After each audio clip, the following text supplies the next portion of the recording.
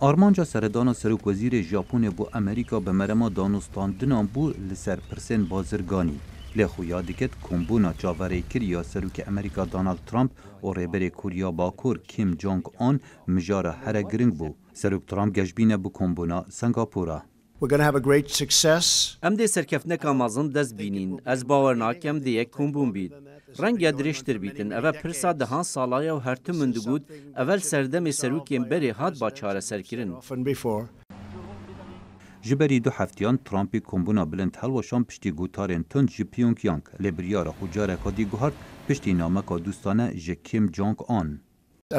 از باور دکم کیم جونگ آن دخوازید کارکی بکد و از باور دکم او دخوازید تشتکی زور باش بو گلی کوریا باکور بکه. بروی چنده مدرفتیم باش هنه. ترامپی دازانین اگر ریکفتن دگل پیونگیانگ هات اکرن ژاپن و کوریا باکور و چین آمادن آلیکاری آبوریا کوریا باکور بکن. سروک وزیر ژاپن شانزو آبه پیروزباهی لسروک ترامپ کرد لسر بزاو نوین دیپلماسی و گوت تبایا جهان بهیویا آشتیا کا بردوام ببینه. او گوت جناب برناچک ناووکی و پیگیریا کوریا باکور به بریار نتوینیا گرتی مرجع بو هر ریکفتنک دگل پیونگیانگ و داخواز امریکا کر پیشگیریا داخواز ژاپن بکت بو وگراندنا ولاتی نوین بارمته لکوریا باکور.